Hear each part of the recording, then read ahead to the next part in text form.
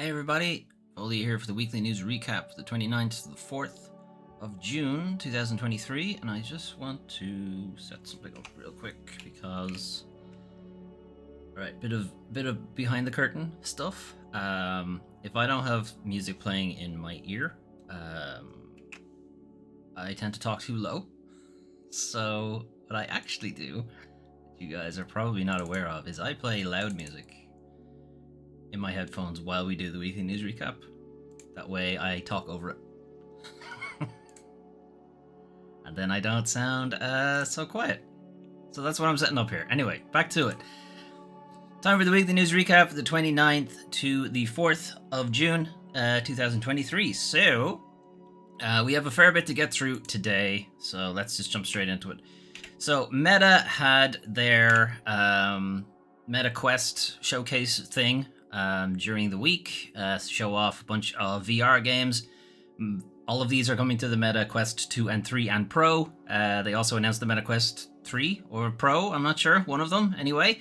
And some of these games will be on other VR platforms, hopefully PSVR 2, because some of these look really interesting. I'm not going to show you all of them, because there are quite a few games, and most of them were kind of boring, honestly. But some of them were interesting. So here's one, Vampire the Masquerade Justice, where you play a vampire. We have played one Vampire the Masquerade game on the channel before. We played Swan Song, which I liked quite a bit, even if it was janky as fuck. And this will be a proper first-person story campaign, which is kind of the stuff I've been wanting to see on VR for a really long time, because there's so very few of them. So many of them are just multiplayer things or sandbox things or stuff like that. So kind of happy that there's a proper actual story game that I actually want to play, and that isn't $100 or something ridiculous. Looking at you, Call of the Mountain. Anyway, so you'll be playing Le Vampire, doing vampire things and shenanigans in Venice, jumping from rooftops, stealthing up on people, chomping, getting some drink in, and so on. Could be fun. It is out some stage the end of this year, I think. When was the release date? Late 2023. Who knows? Who knows when late 2023 is? Kind of out of nowhere, someone has decided to resurrect the Bulletstorm IP and do Bulletstorm VR. If you are not familiar, Bulletstorm was a first-person shooter that came out in and around the same time as a lot of big first-person shooter games came out. And it was kind of ignored by a lot of people because it didn't have a multiplayer campaign. Sorry, didn't have multiplayer, which was a huge deal for first-person shooters at the time. Now we are like, at least I am, dying for single-player campaign first-person shooters because they just don't exist, really. But Bulletstorm was a fun game. It had this really fun mechanic where it would score you based on the different ways that you killed enemies. So you'd be like, kick them into the air, shoot them with a shotgun, or grenade lob a bunch of enemies, or, shoot a bunch of enemies in the head in, quick succession and stuff like that. It wasn't quite Devil May Cry first-person shooter type thing, but it was kind of going that way. It only ever got one game, but it is quite beloved by people who have played it. What's interesting on the trailer is it does not show you dialogue. And Bulletstorm's dialogue is probably something else it's pretty well known for, because it is very non-PC, shall we say. There's lots of swearing, and there's lots of sexual jokes and stuff like that. And it even had Duke Nukem play the main character for a bit as DLC. So, it's going that level of stuff. Very much probably wouldn't fly now, which is maybe why they're not doing the dialogue. But we'll see how it turns out. It does seem to be just the campaign from Bulletstorm, but redone in VR. More of this, please. More of just take a first-person shooter or a first-person game that already exists and make it VR. There. You've sold the game a second time. Congratulations. It's very straightforward. I don't know why more publishers aren't doing that. Anyway, moving on. The Seventh Guest. So the Seventh Guest is a very old FMV puzzle game. So these are the kind of games that were done. Full motion video is basically live action video is what we would call it now. It's like you actually film human beings and just superimpose them over video game assets and stuff like that. So I think Night Trap is probably the one most people remember, but there were hundreds of other games that were like that. And Seventh Guest is one of them. It is a haunted house, escape room, puzzle, point and click type game. But Seventh Guest VR is a fully 3D reimagining of the same thing. From what I have seen on concept and behind the scenes stuff of it, it is pretty accurate to the original game. And in terms of the layout of the house and stuff like that, and some of the puzzles, and they are using volumetric video, so that you can. So they're still using the video from the original game, but they've made it. They've used the technology to make it volumetric, so it feels like there's a 3D person there. It looks a bit weird, but you kind of get it. Kind of works. Plus, the game itself, the original game was, kind of cheap anyway, so it's probably fine that this also looks kind of cheap for the volumetric stuff.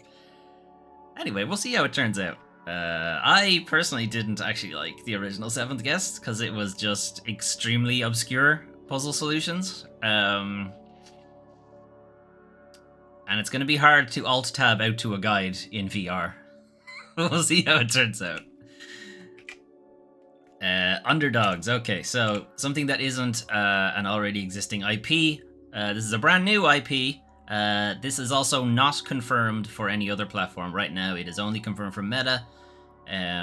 Could be coming to other things. We don't know yet. So Underdogs is, think like British Cockney inner city guys, but they're also in mechs that are like apes and they punch each other. Got it? Okay. It's like mech combat, effectively. But it's done as a campaign rather than like just, hey, we made all these things and we're just going to have you guys make the fun part. Multiplayer stuff, which I hate. And I really would dislike that so many VR games are just that. This seems like they're actually trying to make a single player campaign. So some of it is, survival, wave-based, fight smaller enemies kind of thing. And then it gets into the more one-on-one boss fight type fights, which look pretty nuts. There's a lot of cuts away from the VR from the first person, which is what concerns me in the trailer. I know the trailer itself would probably be not that interesting if they just kept it all in cockpit view. But I guess we'll see how the game itself plays out. It's also not clear when you're outside of the mech how the game plays, because there's a lot of like still imagery, comic book imagery kind of thing for probably what's the story-based stuff, but how that looks in VR, we don't know. Death Game Hotel. So this is from White Owls. You may not be familiar with the name, but you're probably familiar with their creative director, Swery. Swery is responsible for Deadly Premonition. That's probably what most people know him for. The Good Life is one of the later games. So Death Game Hotel is a series of death games. So think of it as extremely high stakes poker, more or less. You're all playing a bunch of mini games, and if you lose, you die, kind of thing. But it also has a fair bit of Danganronpa to it, and it's got these colorful cast of characters, and they'll all be whittled down as time goes on, kind of thing. And I guess you just need to survive. Again, we don't know the whole story or how the actual game itself plays out necessarily. All we know is what you're seeing, more or less.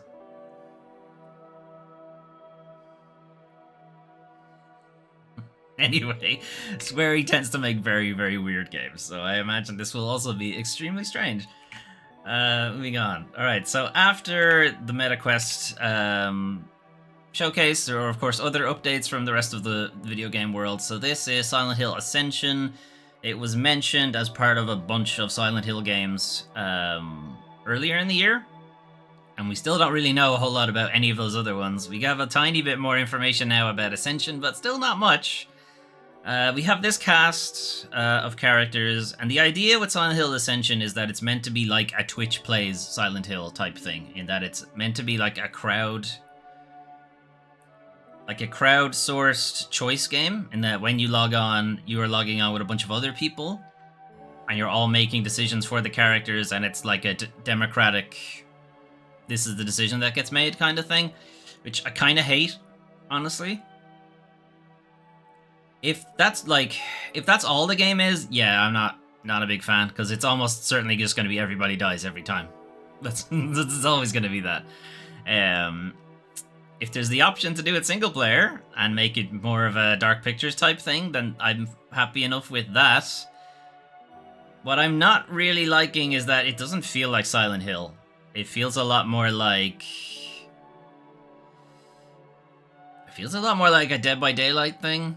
And it is by Behavior. I mean, it's Genevid Entertainment is the kind of spun-off development studio to do it, but Behavior are owners of Digital Extremes that do Dead by Daylight. I know Behavior are involved in some way with Dead by Daylight anyway. And that's kind of more the vibe I'm getting. I'm kind of getting a lot of a Hellraiser vibe from it as well. Which isn't really Silent Hill. Silent Hill was never really about the gore aspect of things. Or like the creature feature, shock horror things. It was always more of a psychological, you're a terrible person deal, and this is your just rewards deal for Silent Hill. Versus Hellraiser, your curiosity got the best of you and now you're damned for eternity. And also gross horror things, gross gore things are happening. I don't know. We still don't really know a whole lot about the game. Ratchet & Clank Rift Apart is coming to PC, so that is the next PlayStation Studios games to be released on PC. Not Bloodborne, still. It still isn't Bloodborne for some reason. Why are you doing this, Sony? Who knows? But yeah, it's getting a bunch of PC-specific support, ultra-wide and fancy graphic things and uncapped frame rates and all that jazz. What will be interesting, though, is that Ratchet & Clank Rift Apart relied pretty heavily on the PS5's SSD. So I'd be curious if it's actually possible to play the game without it. Will you need to have an SSD? Is that part of the minimum spec requirements? Or have they added now a loading screen for some aspects? So probably the biggest thing for Rift Apart is that you could jump into these rifts and you would be moved to an entirely new level. Seamlessly, without any loading. And that was because of the power of the SSD. Whether that's actually gonna happen in like a hard disk drive version of it, or how they're gonna handle that. Will it be a smash to a kind of wormhole deal? And then you'll end up on the next world as it loads in? Like, that's fine. We'll see. So, we're gonna can it with the trailers for a little bit. So confirming what most people kind of assumed was going to happen. Metal Gear Solid Delta, Snake Eater, the Snake Eater remake, is reusing the original voice lines. So they're not bringing back the cast to record new voice or new audio. They are just going to rip the audio from the original game and just port it across. That's fine. It does mean that the story is probably going to be identical. It is probably going to be like a shot-for-shot, one-for-one remake. Which, again, is fine. And probably makes sense for Konami, who, again, don't have a very strong development team anymore, since they more or less stopped making video games. We'll see how it turned out, but a lot of people were saying, hey, they're bringing back the original voice actors, and, you know, it's going to be fun, they're going to get the gang back together, and it's like, other people were saying they very specifically didn't say voice actors. They very specifically said original voice characters. And now it's confirmed that there's a reason they were very specific about their wording, is because it's not, the cast aren't coming back, they're just ripping the audio out from the original and going on with it. Capcom is exploring options for further Resident Evil remakes. So big shock, you know, Resident Evil remakes for Capcom are making them a lot of money. Tons of money, since Resident Evil 2 remake, 3 remake, now 4 remake, making a lot of money. So there is a survey going around. Vast majority of the survey is actually talking about their online presence and their social media presence, and it's like, what do you think of our Twitter account, and what do you think of the Resident Evil website, and how much do you use it, and yada yada yada. And then randomly thrown in at the end, there's, hey, what do you want the next remake to be? just tacked on at the end. It feels very weird. I have filled out the survey. I would appreciate it if you would also fill out the survey. The link will be in the description on YouTube. If you're watching this live, just Google Capcom Resident Evil Remake survey. I'm sure it'll come up. I said Code Veronica because it doesn't need a remake. The game is fine, but if you are going to remake one, it could do with a remake, because it is still kind of clunky. Resident Evil 5 is the one most people are saying, because it makes sense. Resident Evil 2, 3, 4, what comes after 4? 5. Resident Evil 5 doesn't need a remake. It's fine as a game. It works perfectly fine. There's nothing really wrong with it. Even if they did remake it, it would play almost identical. Like, it doesn't need a remake. 6, maybe. You could argue 6 could possibly do it a remake because it was kind of weird. And 7 and 8 are way too new and don't need a remake. A third-person mode for Resident Evil 7, maybe. I'm only thinking Code Veronica or Resident Evil 0. Because neither of those games were particularly well received. So they could, there's grounds there for, retooling them and probably making them a little bit better. Or tightening up their gameplay. What I also said, though, on the survey was that I kind of hey, if you're gonna do a Resident Evil 5, just don't do a remake. Just go off and do something else. Let the new remake universe, shall we call it, just branch and do its own story now. I'd be fine with that. As it stands now, in the remake verse, we have never seen Chris Redfield. It depends, I suppose, if you're including Resident Evil 1 remake, which is fairly old and doesn't play like any of the newer remakes. And I would say that's fine. You should include it, because it's still a very good game. Even now, even modern sensibility, it's still fine. It doesn't play like the other games. It's not an action game. It's very much survival horror. But just saying, we've never been introduced to Chris Redfield, and we've never been introduced to Albert Wesker. So Chris Redfield would be considered the main protagonist of the series, maybe? Question mark. It could be argued. Right now, it seems more like Leon is, obviously, because he's been in 2 games, whereas Jill has only been in 1, and Claire has only been in 1. So it would be a case of, do a remake of Code Veronica, and then you would have the 2 protagonists of Resident Evil 2 Remake have now had 2 games. Leon has had his solo game in Resident Evil 4, and then Claire would have her solo game in Code Veronica, and then maybe do a team-up thing. Maybe Chris gets a solo game as Resident Evil 5, and spoilers, other Resident Evil characters show up in Resident Evil 5. I won't mention them. You would effectively have parody, though. Anyway, that's just my 2 cents. There's a link there if you want to, give your 2 cents. Anyway, we're going to finish up with our updates for this week. Midnight Ghost Hunt is the free Epic game this week. Midnight Ghost Hunt is a 3v3, I think? 4v4, maybe? It's a multiplayer thing, anyway. You have one side who are ghost hunters. They come in and around midnight, not during the day, like would make sense. No, we're going to do it in and around midnight, hunting down ghosts. The ghost side are hiding up until midnight, so they have a couple of minutes up until midnight where they need to try to hide from the ghost hunters. The ghost hunters have various equipment that can let them track down ghosts and that kind of thing, and the ghosts themselves can't stay in one position for too long, or they build up some aura that makes them easier to see or something like that. But then when midnight happens, it swaps, and now the ghost hunters are trying to run away from the ghosts and survive, while the ghosts have become quite powerful and are able to kill the ghost hunting team, and so on.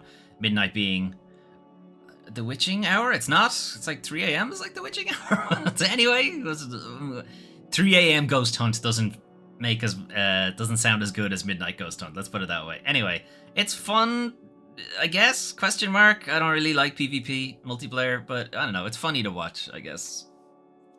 You have good personalities who are playing it. Not for me. Anyway, moving on. So, monthly games. So it is the start of the month, which means the monthly game things have refreshed. So we'll start with PlayStation Plus Essential. PlayStation Plus Essential this month is it's disappointing to me because of the one game I'm actually interested in. I already own it, but that is part of the course for this channel. That I almost always already own the one game that was interesting. Anyway, basketball. Who cares? Jurassic World Evolution 2 is a park sim thing. So think theme park kind of thing, or Roller Coaster Tycoon, or any of those kind of things, except dinosaurs. Jurassic Park. So you're trying to keep your dinosaurs healthy, but also make it an entertaining attraction for other people, so you can make money, and then improve your dinosaurs, and go through the genetic things of making made-up dinosaurs kind of thing. And they escape and they go on rampages, and maybe sometimes you deliberately let them escape for fun shenanigan times. Trek to Yomi we played. There's a full LP of it on the channel if you want to check it out. It is a samurai black and white homage game. You play character whose name I forget, going through Yomi. Yomi is the underworld, effectively, in Japanese folklore. Trying to get back to your town, your village, your loved ones after it had been ransacked by a bunch of bandits. You are killed by the bandit king, bandit lord, bandit captain, whatever you want to call it, early in the game, and you are more or less making your way through the underworld to get back and seek revenge, or protect your people, or hold up your duty as the protector of the village, and what have you. That kind of thing. It's fun. I like it. Kind of hard, but I like the game. Anyway, that's over on the PlayStation Plus side. The Games with Gold side, we have Adios and The Veil. So Adios, we are actually going to be playing on the channel next week. It's actually a fairly short game. So we'll probably do it one stream. Anyway, so I'm not going to talk too much about it, but it's a fun... Oh, it's actually not a fun. It's a very depressing story. You play a pig farmer in Kansas who also has a side job for the mob where he gets rid of bodies in his pig farm, and has woken up one day and has decided, I don't want to do this anymore. And your mob friend, Hitman, comes over and he's like, I got a body for you. And you're like, I don't want to do it anymore. And he's like, well, that means I gotta kill you. Kind of want to kill my friend. So it's kind of like their last, couple of days or day, I think, together on that kind of thing. It's a bit of a meditative, narrative type thing. Perfect for Foley Fables, which is why we're doing it. And then The Veil, Shadow of the Crown, I have not heard of, so I'm going to read this. You can close your eyes and listen. This is one of the most unique adventures you'll experience that leverages sound and haptic controller feedback in an audio-based adventure. Okay. Break down the barriers between you as the player and your characters. You feel your enemy's breath, listen to the crunching of footsteps or the clang of weapons. Combat is intense and very different. Still don't know what the game's about. It's a blind combat game? I don't know. You can find out, I guess, if you have Games with Gold. It's free. Alright, games coming to Xbox Game Pass for June, or at least the first part of June. So we have Stacking, Amnesia the Bunker, Car Mechanic Simulator, Hypnospace Outlaw, Slayer's X Vengeance, The Big Con, Dordogne, and Rune Factory 4. So, going through them, Stacking is a PS3, Xbox 360 game. It is by Double Fine Adventures, Tim Schafer. You play this little tiny Matryoshka doll, and you can, gameplay-wise, you can jump into bigger Matryoshka dolls and use their abilities to, do puzzles and stuff. So you jump into a train controller or train driver, so you can, drive the train and stuff like that. It's been a while since I played the game, guys. Give me a minute.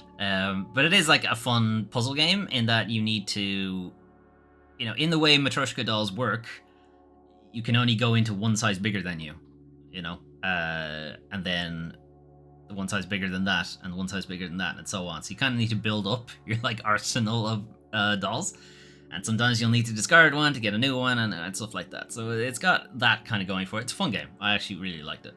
Amnesia: The Bunker is brand new. It'll be launching into Game Pass. It's a continuation of the Amnesia series. I think it's the first time you have a gun in Amnesia. I don't think it'll be of much use to you. So Amnesia, if you're not familiar, is a first-person horror thing. Amnesia: The Bunker, I think, takes place in and around World War One, I think, or two. I think it's World War One, where you are in a bunker. But other things are in the bunker with you. Let's put it that way. Car Mechanic Simulator 2021. I mean, you're a car mechanic. It's simulation. Do you need to know any more about it than that? Hypnospace Outlaw is a very good game, and that's all I will say about it. Play it yourself. You'll find out. Slayer's X Vengeance is somewhat of a follow-up to Hypnospace Outlaw, and again, I won't talk more about it. Just go play it. Slayer's X Vengeance, though, is brand new.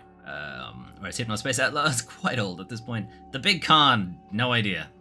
Dordon is this kind of watercolor narrative game where you are playing this woman who is reminiscing about her time in Dordogne, which is a location in France. It's very picturesque, very idyllic, and you're reminiscing about your time spent there with your grandmother, and it's more of a story, fun, reminiscing shenanigans type thing. Hey Melwin, how's it going? And Rune Factory 4 is Stardew Valley with dragons, I think? You have to look that one up. And then some that are available today. Shikari, you should go play that. Shikari's a good game. Alright, Car Mechanic Simulator. Everyone's shocked, I'm sure. Alright, what is the Big Con? Hustle your way across 90s America as a runaway teen con artist. Choose who to grift and how to make your scratch as you sneak around, don disguises, pickpockets in this comedic crime adventure. Okay, so it's radical 90s Hitman without killing people. Feels like. Heads come back, all buses are cancelled. Ugh, lame. Fucking marathon. You can just join the marathon for a bit, I suppose. Get where you need to go. Hey, just carry me. Just carry me all the way, please. What is Rune Factory? Because I think I'm confusing Rune Factory with something else. Journey to the vibrant world of Rune Factory and experience of legendary fantasy farming. No, it is what I thought it was. It's Stardew Valley with anime and dragons. Venture outside the town gates to explore dangerous dungeons, other weapons, magic to personalize your battle tactics, riddle monsters. Yeah, so it's kind of a... If Stardew Valley had better combat and also dragons. Although I think Stardew Valley has dragons. Moving on. Anyway, that is Game Pass. Or at least Game Pass Part 1 for June. We'll find out about Part 2 later. It's coming to Game Pass. I might try it. Yeah, Rune Factory 4. Melwin, you should play Hypnospace Outlaw if you haven't. And then you should play Stacking if you haven't. And then I'll leave the rest of them up to you. You should probably play either of those two games because they're both fun. Moving on. Anyway, those are some of the games you can play eventually. But what if you wanted to play something right now? Well, you can play the System Shock remake, and I would really, really like to, but Steam Deck cannot handle it. Anyway, System Shock, right. How to talk about System Shock. System Shock is the progenitor, shall we say, of all of the interactive simulation games. So, Prey, Dishonored, Deus Ex, Bioshock, all of those games. All those games where it feels like you're living in a world and you can just interact with things and go about things in your own way. System Shock started it. It's like the first game to do that. It's like a first-person game that came out a little bit after Doom and Wolfenstein and Quake, right? Where first person was basically, oh, you run around real fast and you shoot things. Not in System Shock. You don't. Well, you can, but you're going to die very fast, basically. It is very much choose how you go about doing things carefully. Story-wise, you are stranded on Citadel Station with a rogue AI. I know, that sounds very cliche, but look, they did it first, okay? And not only that rogue AI despises humanity. Like, this isn't a case of GLaDOS, haha, fun, you know, she pokes fun at you, but it's also kind of comedic. Shodan hates you, and is very clear about it. Shodan is kind of terrifying, honestly. Yeah, I'm dying to play this, but again, Steam Deck can't really handle it right now. So, we'll see. This was a Kickstarter game. I did back it on Kickstarter. I backed it for the console release. However, the console release was indefinitely postponed a while ago so that they could focus more on the PC version.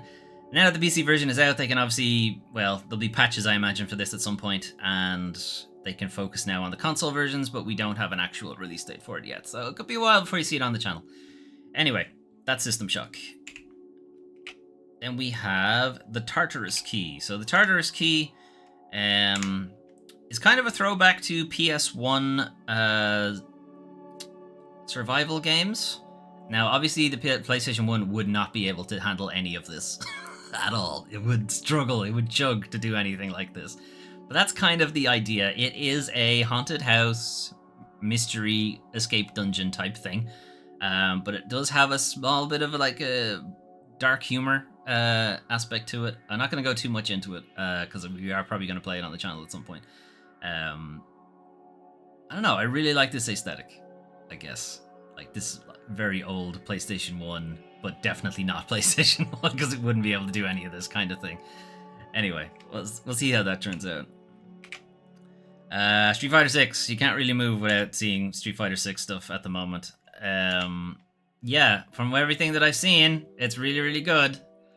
It's like return to form for Street Fighter, and at the moment on the Steam concurrent users or whatever, it's like the highest any fighting game has ever been in the last 10 years or something ridiculous like that.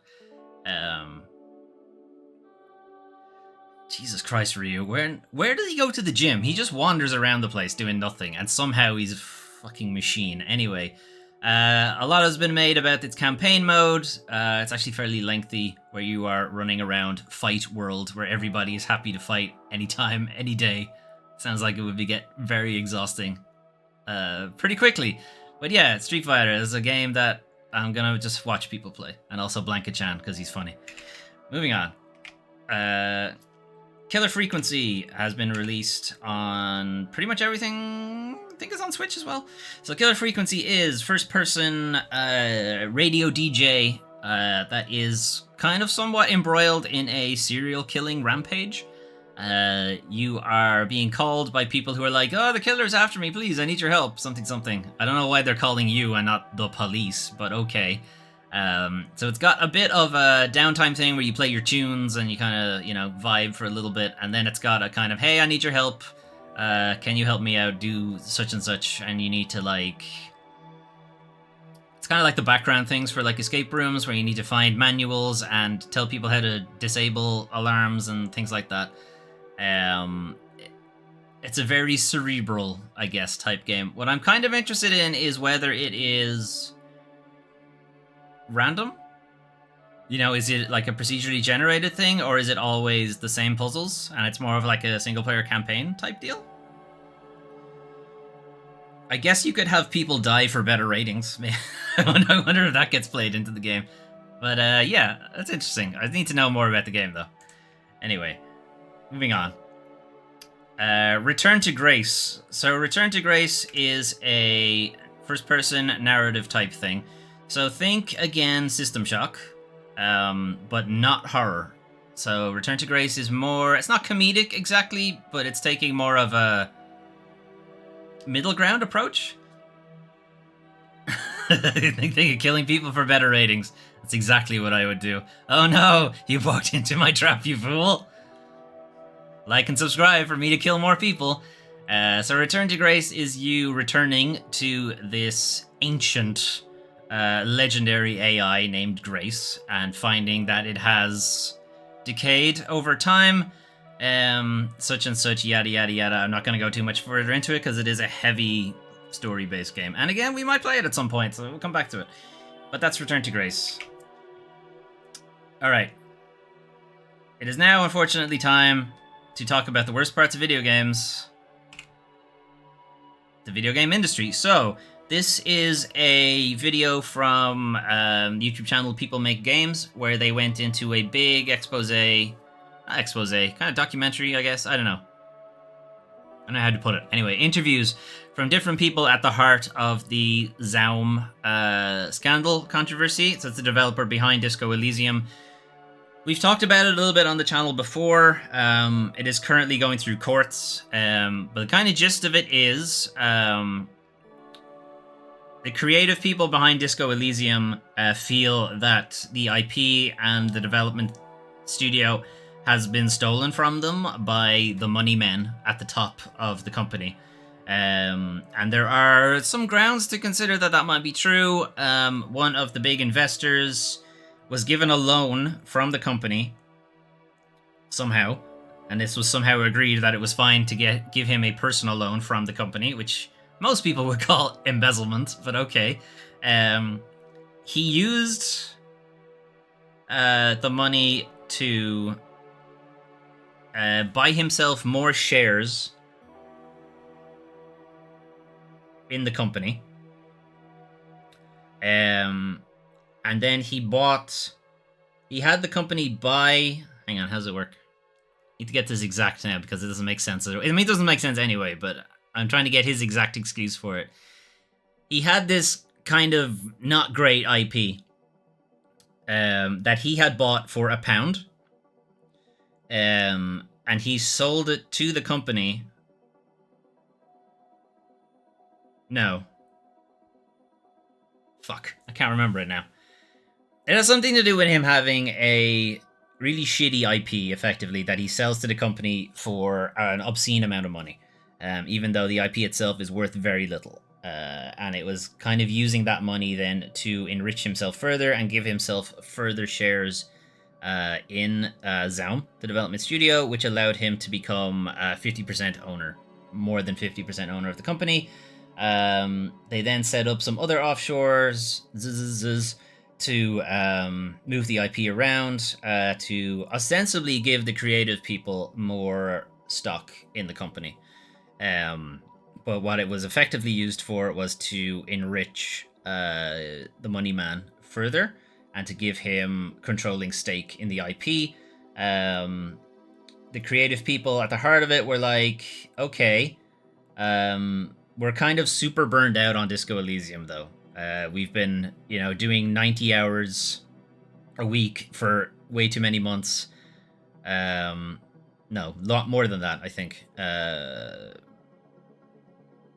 Super burnt out. So they weren't really necessarily paying attention to this kind of thing. And also, they're kind of like creative hippie type people who don't really go in for the whole money shit anyway in the first place. Play Disco Elysium, you'll probably get the gist of it. So they weren't really necessarily paying attention to all this money massaging going around.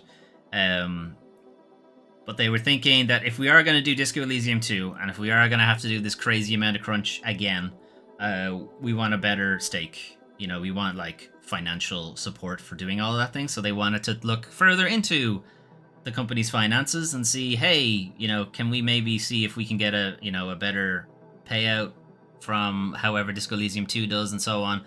And they asked for documentation around all this kind of thing, and were then fired for asking for that documentation, or at least that is their side of the argument. Their side of the argument is there's a lot of like illegal shit going on here with the company and with the money and with who's getting shares and who isn't getting shares and so on.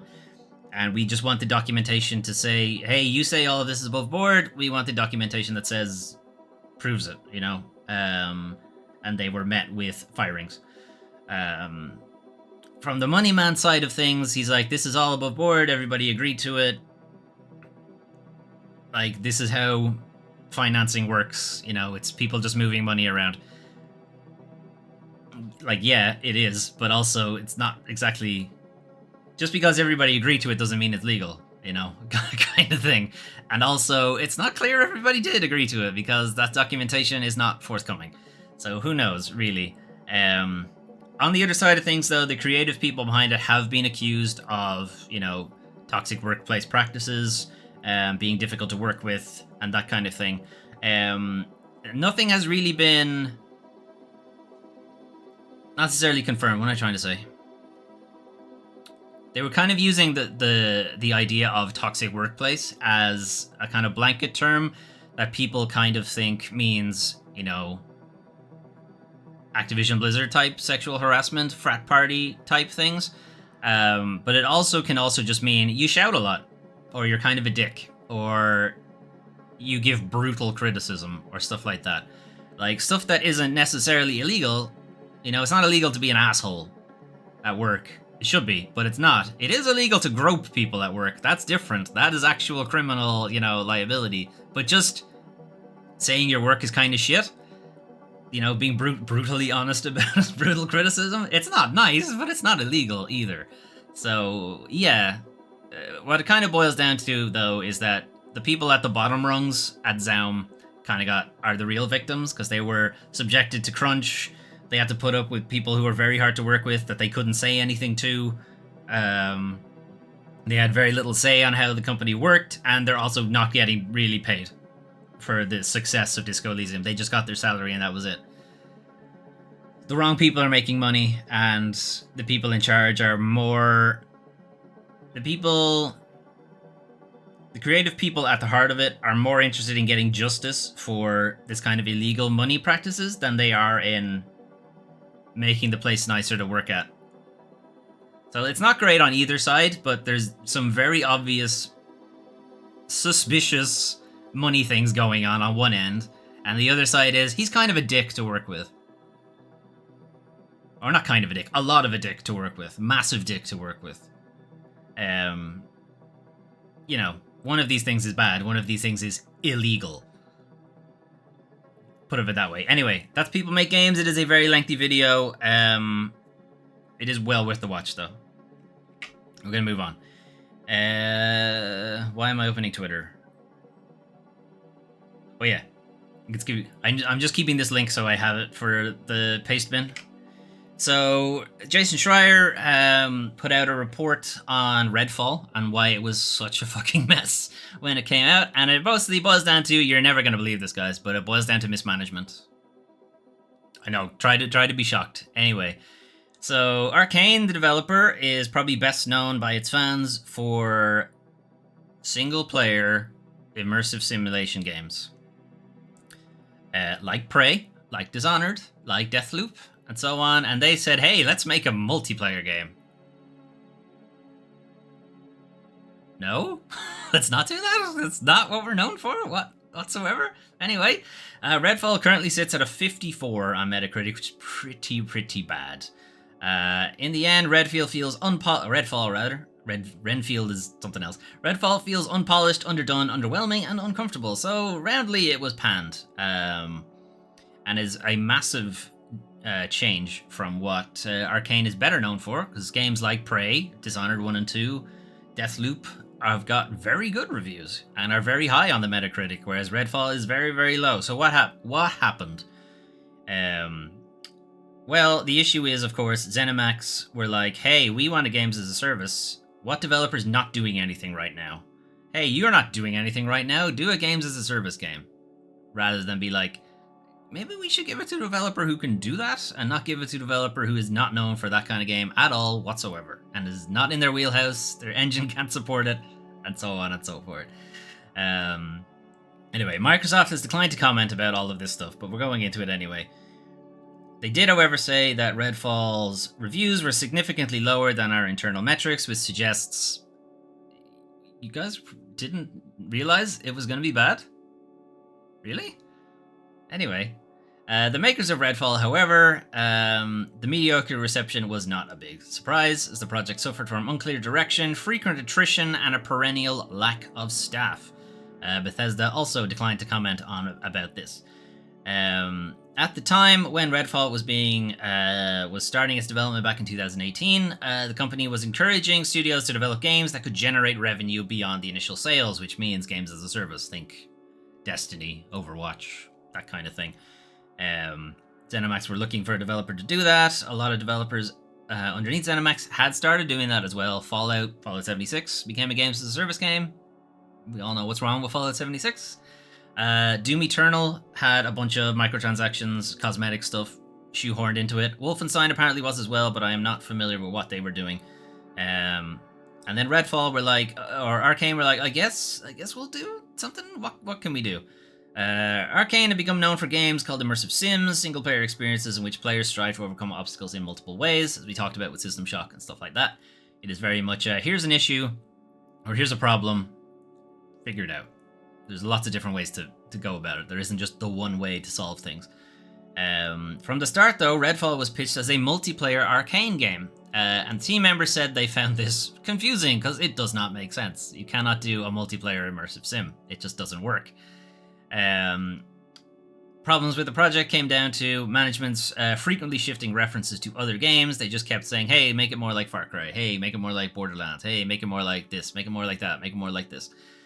A lot of let's copy another game instead of let's just make our own thing, which is what Arcane is better known for. They're better known for making their own thing and not copying other games. Throughout development, this fundamental tension between single-player and multiplayer design remained unresolved.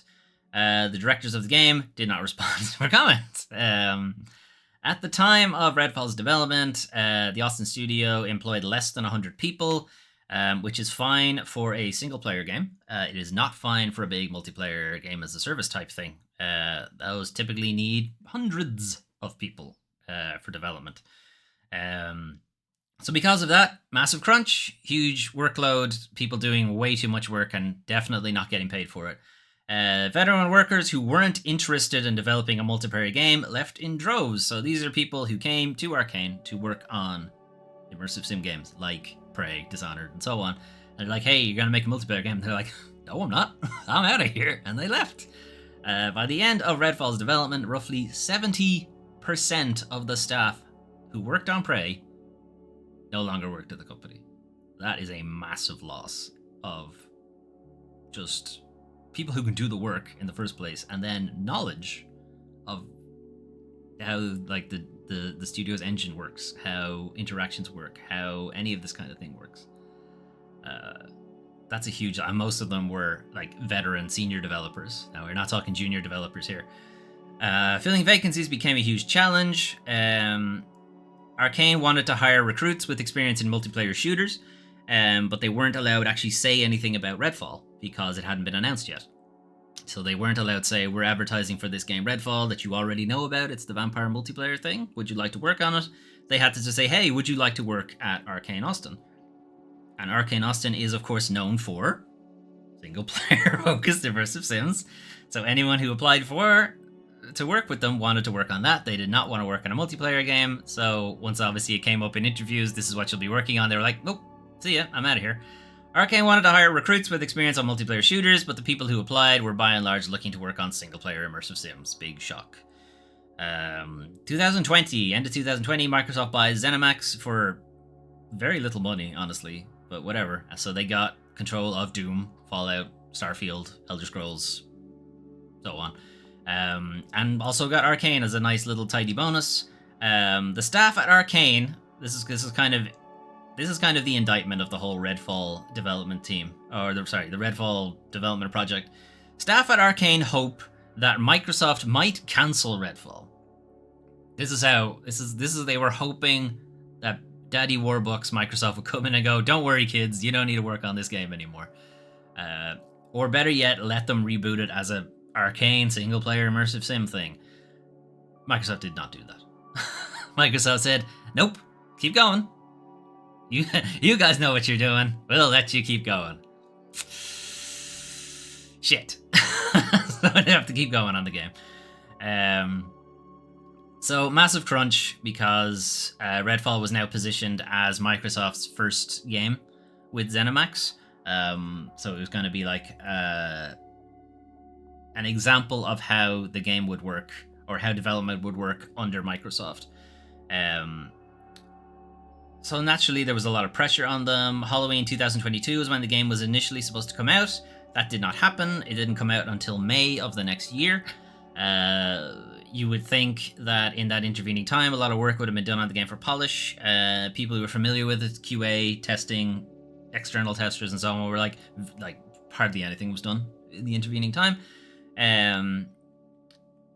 Staff who were like, this game's not gonna go well. You know, we should really, really reconsider this kind of thing.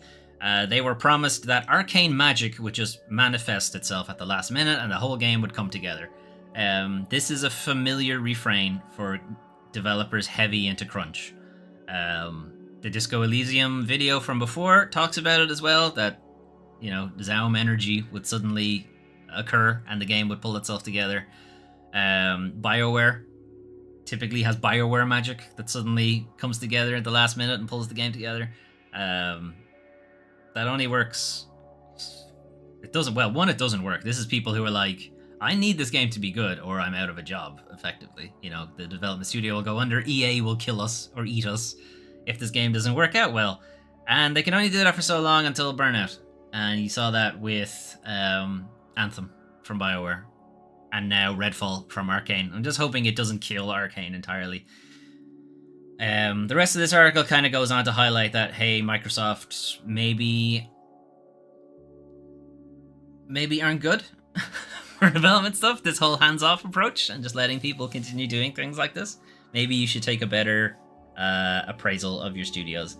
And it also kind of throws into question that maybe Microsoft aren't great with their own IPs. That they can't launch a new IP on their own backs, that they have to buy IPs, and so on and so forth. So when Starfield eventually comes out, whenever that is, that will also be the next kind of test for Microsoft, because that is probably their next big game. And if that is similarly not in a great state, it's not looking good for them. Anyway, moving on. Bobby had to open his mouth. A game from Activision Blizzard is doing well, critically well received, Diablo 4. So it is obviously time for Bobby to open his mouth and remind everybody, hey, you remember how shit Activision is? Just on command. Anyway, this is coming up to the 2-year anniversary of video game industry lawsuit, which was alleging widespread sexual harassment and discrimination at Activision Blizzard. This is the frat boys thing. This is the drunken crawls underneath people's cubicles. This is the Cosby Suite thing at Blizzard. All of that. That's all the one company. Anyway, Bobby claims we did not have a systemic issue with harassment ever. Citation fucking needed there, Bobby, because you have been hit with a great number of lawsuits that you have lost on those kind of things. Anyway, this is all coming from a interview he did with Variety, which was very much they might as well have just blown him for the whole time they were at it. Anyway, yeah, huge doubt on that one, Bobby. Anyway, so yeah, he's trying to say all of these things. Meanwhile, that lawsuit tanked the share price of Activision so badly that Microsoft were like, can we just buy them? Are they cheap enough for us to just buy now? Maybe? Hey. Hey, Activision, if we give you this money, can we just own you? And Activision loving money as much as it does, absolutely, Microsoft. So this is when Microsoft swooped in with their $69 billion purchase of Activision. That is ongoing still. It's still taking a while for that merger to happen. But the only reason they were able to do that is because the news from the Wall Street Journal on that whole Cosby Suite frat boy thing tanked their share price so badly, they were able to give them this quite generous offer at the time. This $69 billion was actually quite a bit higher than what Activision was worth at the time. But apparently we're fortunate over our 30 years, it's been a very small number, and it's something that we care deeply about, which is the harassment stuff. Apparently it's a very small number. Apparently. It's so small that there was an $18 million settlement with the Equal Employment Opportunity Commission over allegations of harassment, discrimination at Activision Blizzard, as well as a $35 million settlement with the Securities and Exchange Commission over failing to have the right controls and procedures in place to properly collect and analyze employee complaints of workplace misconduct that might require disclosure to investors. So the reason you didn't have a lot of harassment complaints in your 30 years, Bobby, is because people couldn't complain. That's pretty easy. That's very much a can't complain, or I can't get complaints if nobody can complain. Anyway, this is also going in to say, hey, there was no wrongdoing found on our part because we investigated ourselves and, well, yeah, we're innocent. Nothing to see here. The board and its external advisors have determined that there is no evidence to suggest that Activision Blizzard senior executives ever intentionally ignored or attempted to downplay the instances of gender harassment that occurred and were reported. The board of the company investigated itself and found, yep, we're fine. Nothing happened. Can we get that Microsoft money now? There is very much a case of, we want that money. And we're not going to do anything to fuck that up, more or less. This is why Bobby is still in power. This is why he's still CEO. If that deal falls through, he's out. He knows that. He'll get a ridiculous severance package, but there's no way he'll still be there if the Microsoft deal falls through. Now, as it doesn't seem like that's going to happen, despite what's happening with the UK and the US. That will probably iron itself out. Too many other countries have agreed that the US and the UK trying to hold out is probably not going to happen. Anyway, Bobby, of course, does not take any blame for any of this. He instead says, no, the unions are the reason there's so much harassment. Okay, good one. Kodak shifts blames to outside forces, meaning the unions like the Communications Workers of America. What we did have was a very aggressive labor movement working hard to try and destabilize the company. I wonder why, Bobby. I wonder why they'd want to destabilize you. What could possibly be the reason? What could possibly be the reason, Bobby? Anyway, he apparently has an aversion to a union that doesn't play by the rules. The rules being, shut up, make the game, make me money, go away. Call of Duty boss is, of course, set to earn hundreds of millions if the acquisition deal with Microsoft eventually goes through, and that's the real crux of it, which is he's not going to admit to any of this stuff because it would further jeopardize the acquisition from Microsoft. It would further jeopardize the $69 billion. So he's obviously not going to say anything that would call that into question. The current US block on that merger has to do with this lawsuit that's currently going through. So whenever that is actually ironed out, if it ever is actually ironed out, the merger will probably go ahead, but they're obviously not going to add any additional fuel to that problem. Hey, speaking of the not having any systemic issues with harassment thing, Activision Blizzard says rise in misconduct reports last year due to greater scrutiny. Hey, we don't have a systemic issue with harassment. Ignore these 114 reports of harassment last year. That didn't happen. So, this is a transparency report that was released into the public domain following a request from stockholders, which is actually kind of nice. Stockholders were like, no, put this out in public. Don't hide this kind of stuff. We can't hide this kind of thing. There are over 3 dozen corrective actions were taken as a result of these reports. Corrective action isn't just slap on the wrist kind of thing. Corrective action is, you're fucking fired.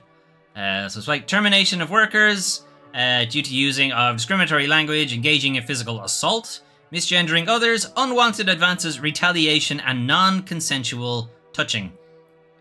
What the fuck is non-consensual touching? You just... groping. That's the word. You fucking groped them. You grabbed his dick or ass or boobs or whatever, something. Didn't want you to do it. Get away, Bobby. With your clammy hands. So, these are, like, serious allegations.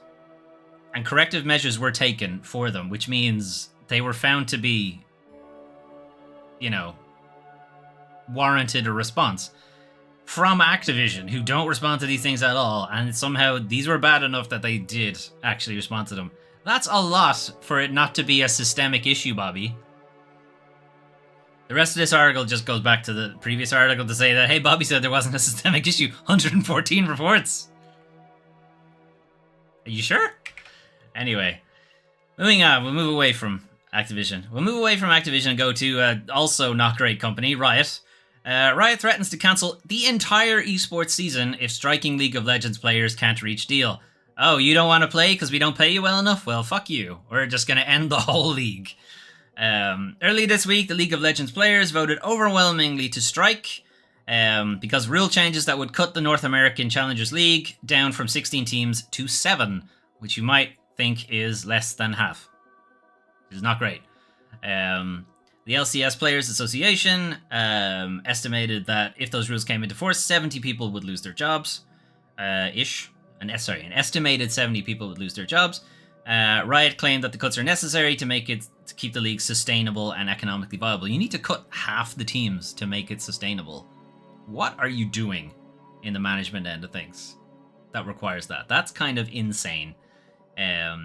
Midweek, there was news that some of the pro teams had been fielding scab players. If you're not familiar with scab terminology as it comes to unions, when a union strikes, the workers stop working. That's kind of the deal. A scab is someone who keeps working anyway. And is generally seen as not a good thing, and you should not do that.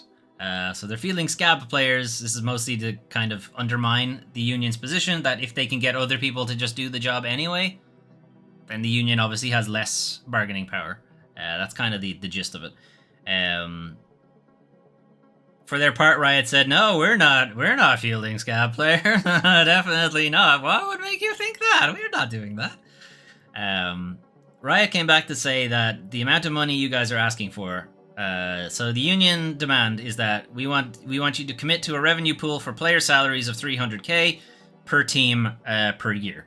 Riot have come back to say that no, we're not doing that. We have other tier 2 leagues around the world which thrive on their own, and we believe the NACL can get to that place too.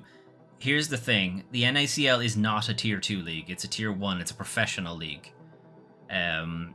So likening them to tier 2 is the same as saying, we don't need to pay Premier League teams the money that, and now to be honest, they really shouldn't actually pay them that much money, but whatever.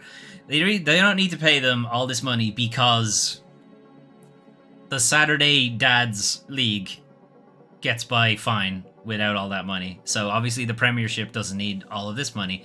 Ignoring the fact that the Premier League is also responsible for a lot of advertising revenue, marketing revenue, ticket sales, so on. They bring in a lot of money. So they should be, compensated percentagely the same. Like, the salaries are ridiculous, but they also do bring in a lot of money. So in that way, it does make sense, even if it is egregious amount of money. And that's their position here, is that the professional league for League of Legends does bring a lot of eyes to the game, gets people to play the game, sells tickets, sells games, and so on. They should be getting the money. The tier 2 leagues don't do that, really. Not to the same extent. Anyway, so Riot are playing hardball. They have said if a deal cannot be reached in the next 2 weeks, not only will the entire LCS summer season be called off, but the LCS teams won't be able to qualify for the World Championships either. So they're basically saying, if you're not gonna slave away for us, then we're just gonna shut down the whole thing until you come to your senses, I guess. Which is quite a way to shoot yourself in the foot, Riot. So it'll be interesting if they call their bluff. I guess we'll see. Anyway, this is kind of a strange position to be in, because obviously they're somewhat at the mercy of Riot because League of Legends is their game, it's their IP. If they want to play in a League of Legends competition, tournament, league, obviously you're going to need Riot's blessing to do it. And then Riot will obviously want marketing, control over messaging and stuff like that. So you're somewhat at the mercy of it there. Not so much at the mercy of, like, a sport. Like, it would be pretty difficult to start a different Premier League, obviously, but it could be done. They don't own football. It's not like anyone has the copyright to football, or the copyright to American football, or the copyright to whatever, insert sport here. It could be done. You couldn't really do a League of Legends without the company that actually owns the IP. So it's a bit of a... it's a bit of a gross situation to be in, really. Anyway, moving on. So, the devs abandoned KOTOR 2's Restoration DLC on Switch, apologize for free games. So, this is the news that Knights of the Old Republic 2, that was launched on Switch, it was launched in a bit of a mess. It was actually impossible to finish at the time it was launched. A bunch of patches have been put out for it in the meantime that have fixed some issues, brought in new issues, and so on. But Aspire, the development team behind it, have basically said, you know what, that DLC you were waiting for that actually fixes a lot of things in the game, fixes a lot of story stuff, and so on. Yeah, we're not bringing that out. So the Restoration DLC. So Knights of the Old Republic 2 is an old game. It's a pretty old game. It is a Star Wars RPG from BioWare. It is very good. When it was released at the time, it was kind of rushed. And the story was kind of... it didn't end in a very good way. A lot of character moments were missing.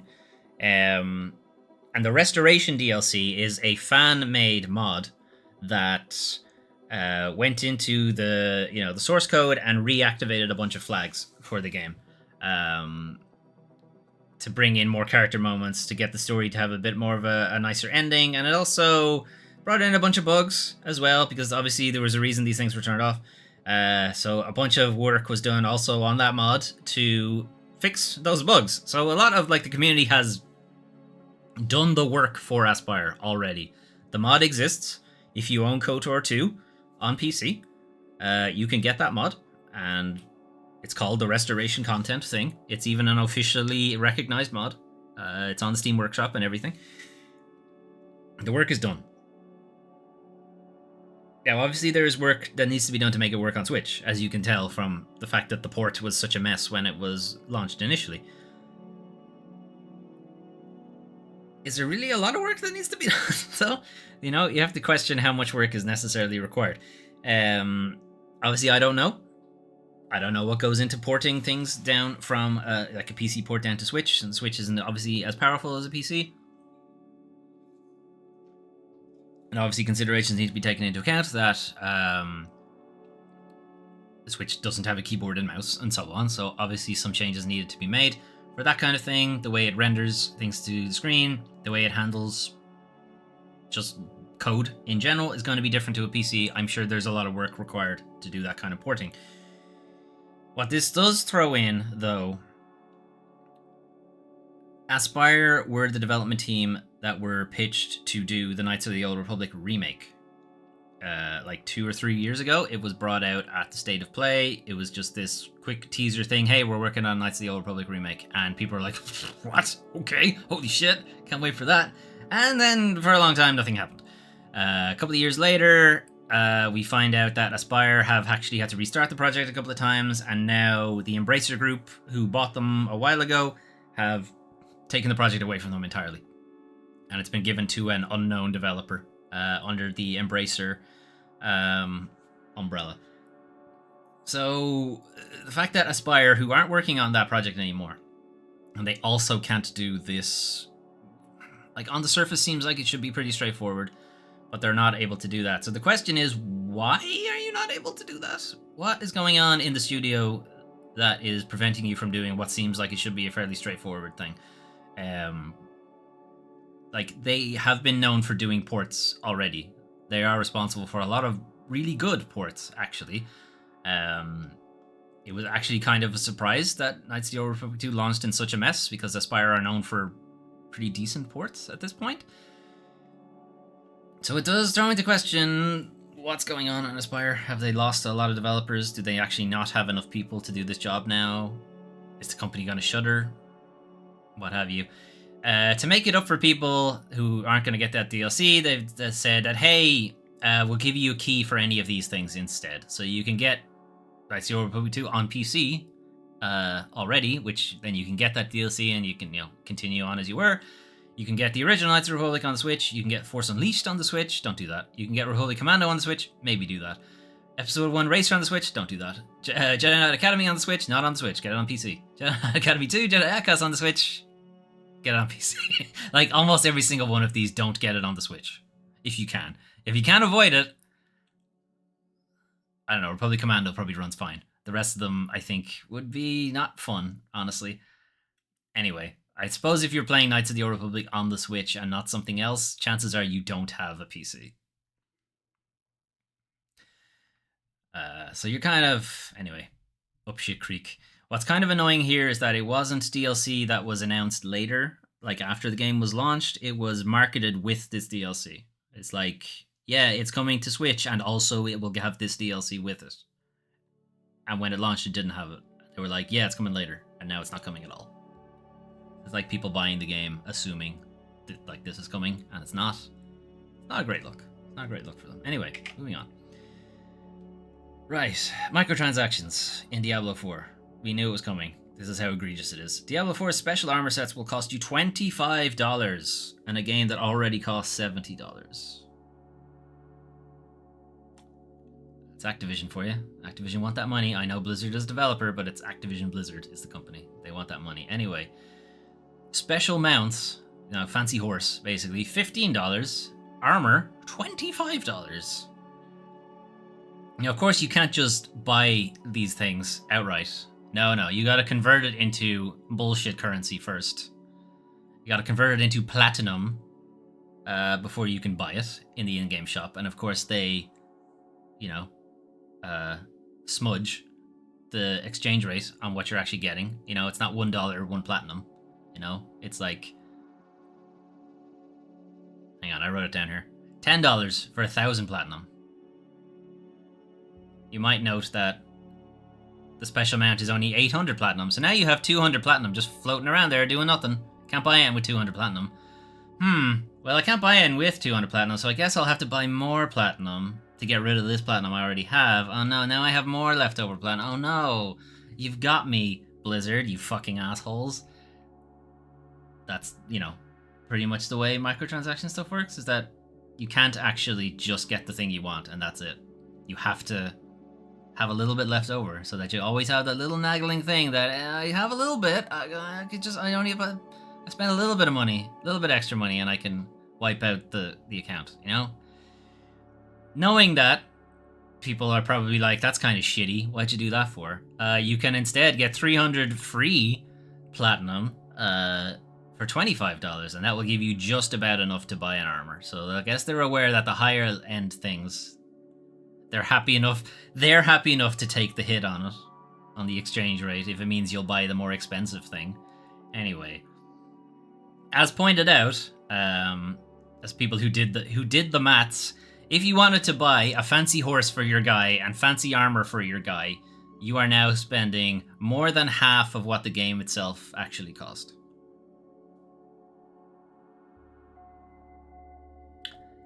Apparently, Diablo 4 is worth 2 armors and a horse.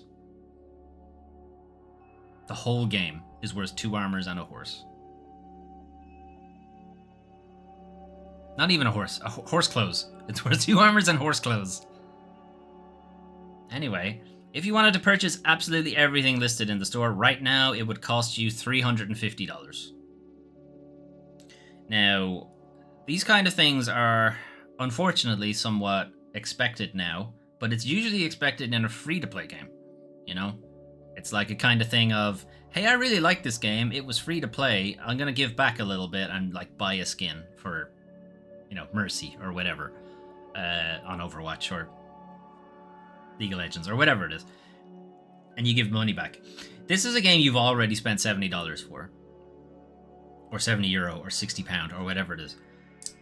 And now you're still expected to spend a ridiculous amount of money on pixels, effectively. Like, the worth of these things is so out of...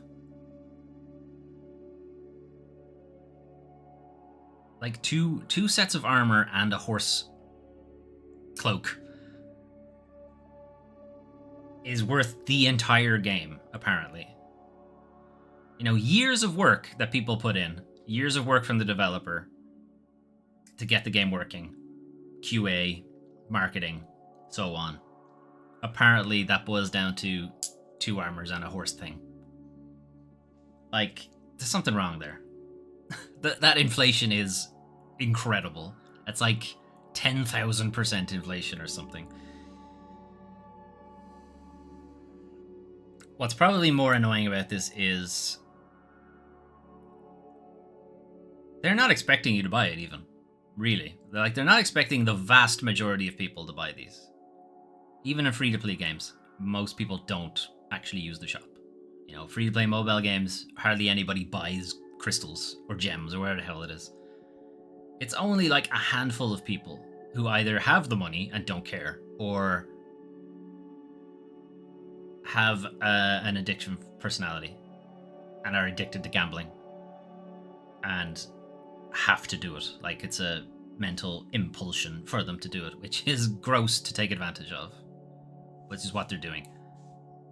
And they're characterized as whales because of how much money they spend. compared to everybody else, right? Everybody else is a minnow whale. Minnows spend tiny piece of money. Whales spend shit tons of money that they may not have. Really, might be taking out loans to do this. Might be going massively into debt to do this. They need help. They don't need shiny horse clothes. As pointed out here at the end of the article by Ethan Gach, it might be easier to stomach certain games' monetization models if it felt like all of that money was going straight into the pockets of the rank-and-file devs who made them, but of course it's Activision Blizzard, so no, it's not. It's going straight into Bobby's pockets. Bobby Pockets. Anyway, we're going to finish off with something maybe not as gross. So this is an article, game developers open up about the worst games they worked on. So this was kind of off the back of Gollum coming out on how it was not good, but also in development for a long time. The developer saying that, yeah, there's reasons why it came out as bad as it did. We don't always have a say on how bad these things come out. So it started with this person talking about Aliens Colonial Marines, which was absolute garbage. But yeah, they had to work on it, and it was like, okay, maybe not great, very not great, but they learned a lot and so on. So it's not taken as a kind of, I hated working on this game and every moment spent doing it. It was kind of, we tried, but management and crunch and so on, things didn't work out. It's kind of tongue-in-cheek in a lot of different ways. One of them, I'm not sure if it's in this article. One of them's talking about Final Fantasy 14, with the original being not great, wasn't received particularly well, but then Final Fantasy 14 2.0 is now like best-selling MMO of all time or something ridiculous like that. Talking about Gotham Knights, how, you know, the grappling hook was fun and maybe the rest of the game wasn't that great. There's one, it mightn't be in this article, but somebody was talking about Anthem.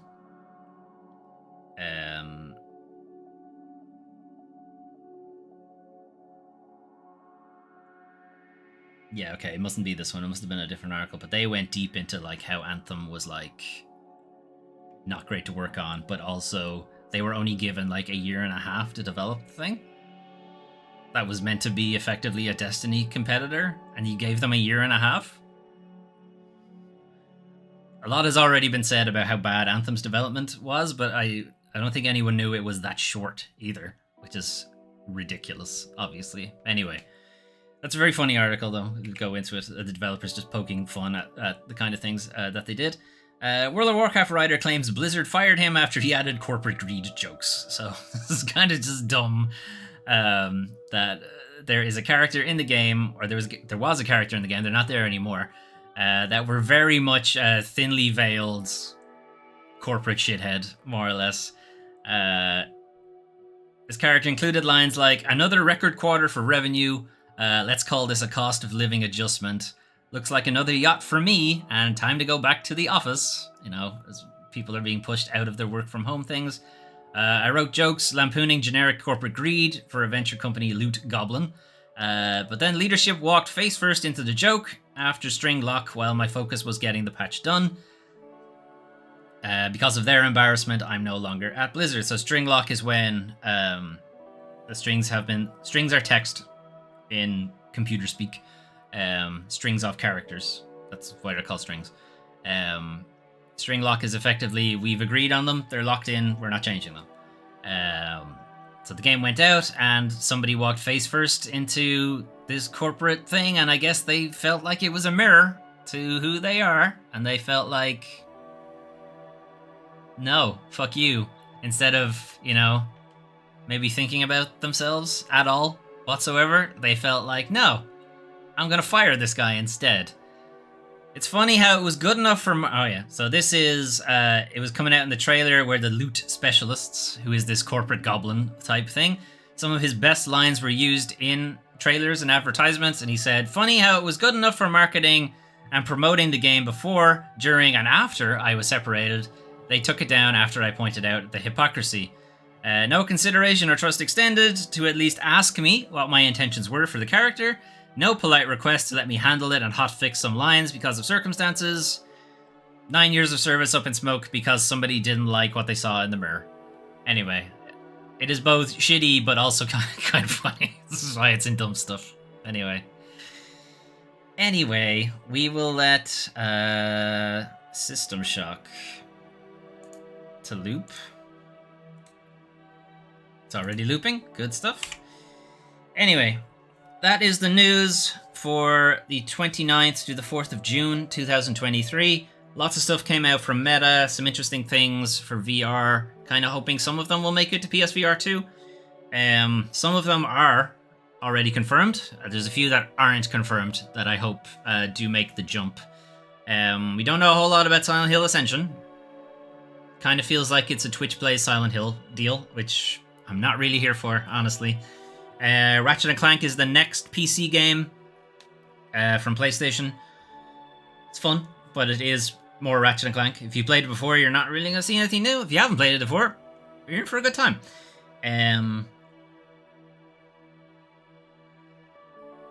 Other things. Metal Gear Solid 3 will be using the original audio and not new audio.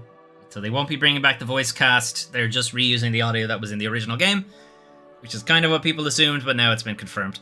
The monthly games coming out this week, or this month rather. PlayStation Plus Essential, a little disappointing. Trek to Yomi is a good game, but I don't really have any interest in basketball. Brain overheating, yeah, I know. I have a little thing here beside me to remind me of what I talked about, but I didn't charge it, so I don't have it. Games with Gold, Adios is a pretty good game. We will be playing it at some point on the channel, and the veil does not make sense from its blurb, so I don't even know what kind of game that is. The Game Pass games look pretty good. Stacking's a good game. Hypnospace Outlaw is a very good game. Amnesia the Bunker will be launching day 1. Rune Factory 4, Stardew Valley Anime. Other games that I can't remember. Dordon is also a game that I'm interested in playing. You might see it somewhere there on the Games a Bit thing. It's coming up soon. New releases, System Shock that you can see now, System Shock Remake. If you never played the original System Shock, this is the progenitor of all of the immersive sim games, basically. This was first. In the same way that Wolfenstein was like the first-person shooter kind of thing, this is the first immersive sim game. And the remake, from what critics have seen and previews and things like that, and the demo that I played, it's good. You should play it. Tartar's Key is a fun kind of PS1 looking game.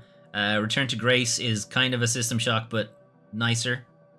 You know, Shodan isn't trying to annihilate you in Return to Grace. Killer Frequency, kind of interesting first-person DJ / escape room / puzzle thing. Not entirely sure what kind of game it is. Some other game that I can't remember. God damn it. I really should have charged that thing. Anyway. Industry bullshit. A better kind of video documentary thing about the whole Zaum scandal puts it together really well. I did a terrible job of summarizing it there. Watch the whole video. It's good.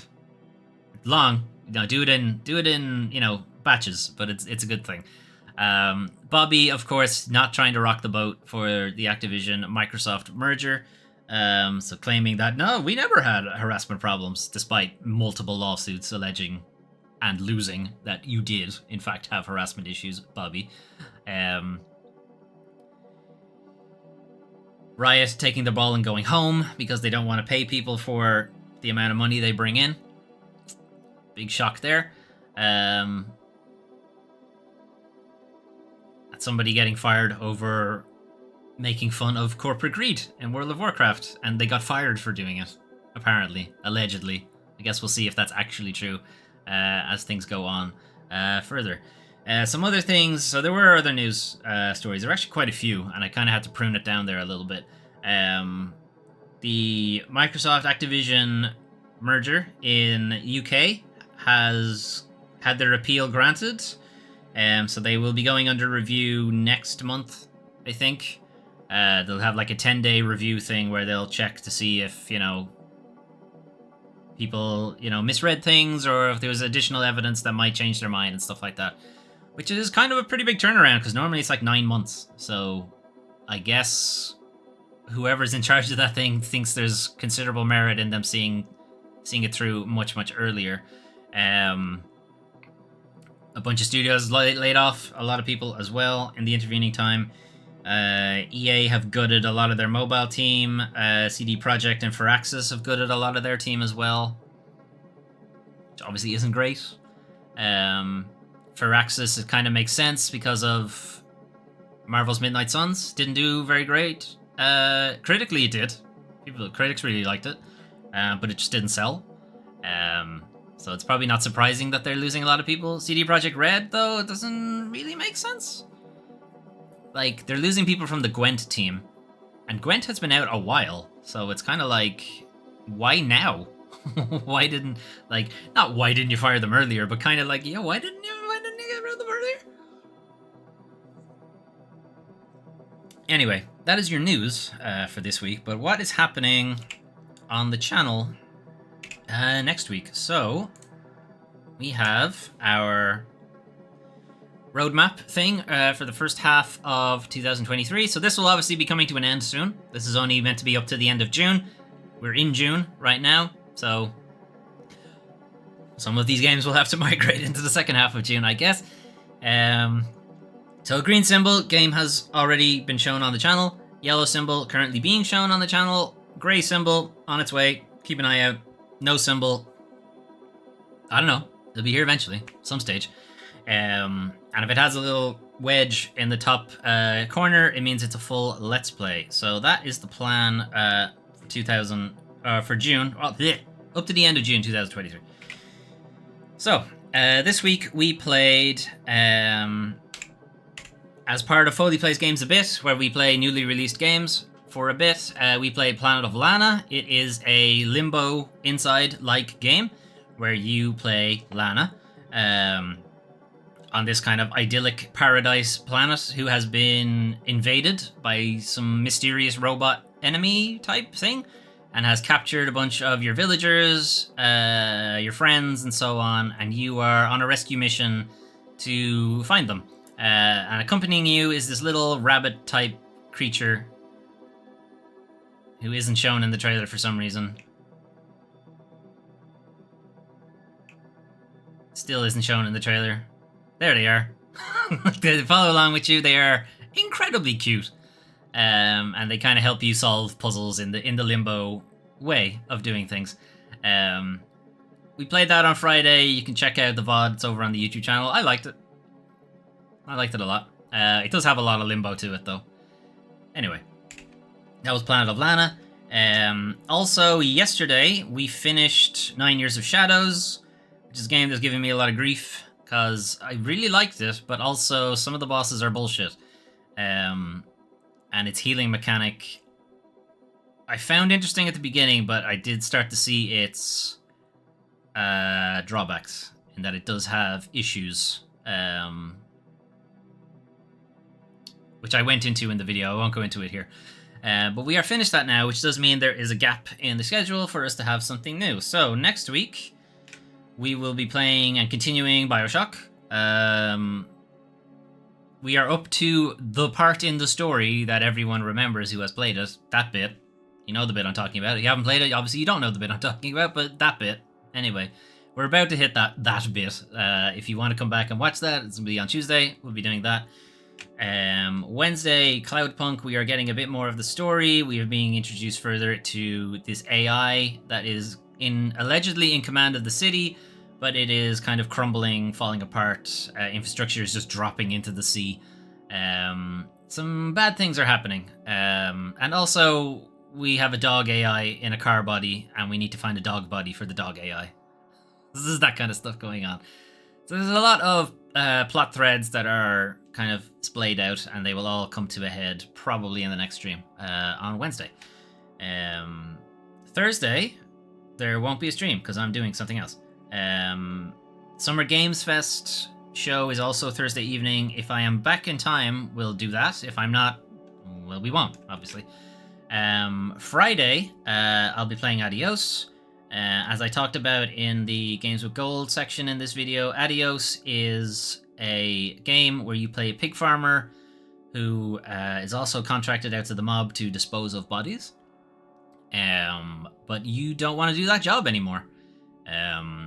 The hitman who works for the mob comes with you for one last body, and he's like, hey, I got a body for you to dispose of. And you're like, I don't want to do this anymore.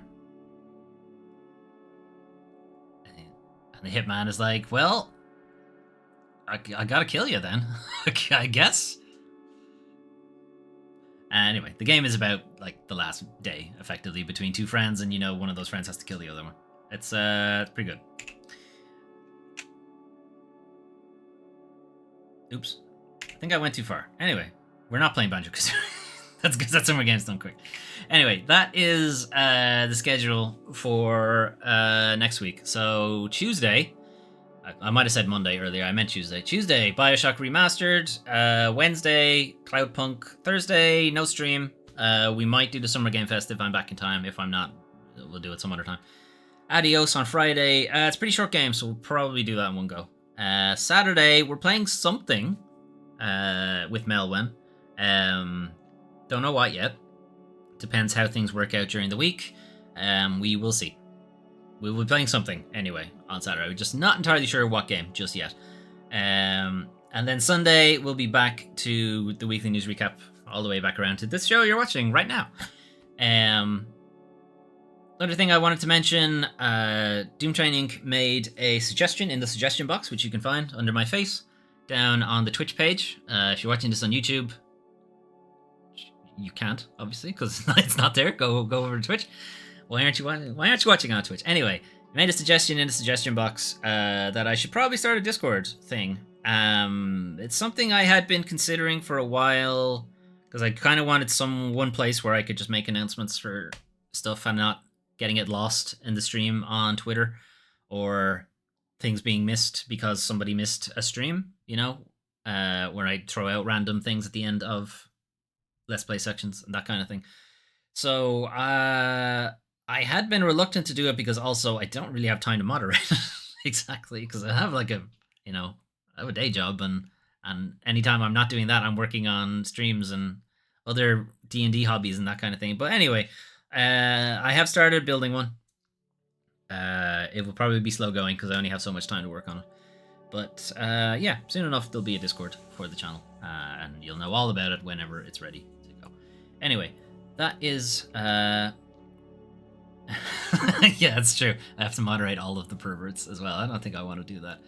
Definitely gonna have to age gate the Discord, I think, or make just a pervert channel and you can all just hang out there instead. Anyway, so that's your news. That's your channel update for today. You might see me pop on stream later on as I do some testing. I do want to test some games that have heavy online components, like Monster Hunter, Final Fantasy XIV, those kind of games. And I just want to see if the stream can handle it. Or it's not if the stream can handle it, if my network connection, if my internet can handle both streaming and playing a heavy online game at the same time. Because if they can't, then obviously I will have to change my mind about doing those games. It might be a case that I'll just have to introduce a longer delay on the stream, or maybe drop the bitrate or something like that, but we'll have to see. Anyway, if you see me jumping in today at some point, it's just a test stream. Drop by if you want, but it's it's not going to be like a proper Foley play stream. Anyway, whatever. I'll be back on Tuesday. So anyone who's watching, lurking in the background, thank you for watching. Melwyn, thank you for keeping me company as well. I believe you're playing Mafia later today, possibly? Bad Mafia? Is it Bad Mafia this week, or is it Good Mafia this week? I'm not sure. I think you're close to the end of Bad Mafia, though. Anyway, do drop by Melwyn's channel if you're interested. Or even if you're not, just do it anyway, as a favor to me. Anyway, I'm going to head off, get some dinner. Not get some dinner, it's way too early for that. Get some lunch, and then see about monster hunting. Anyway, have a good rest of your day, and maybe see you guys later for Melwyn's stream. I'm not sure if I should try the bad one. Maybe not. I don't know. If I don't, then I'll see you Bioshock on Tuesday. But have a good one. Bye-bye.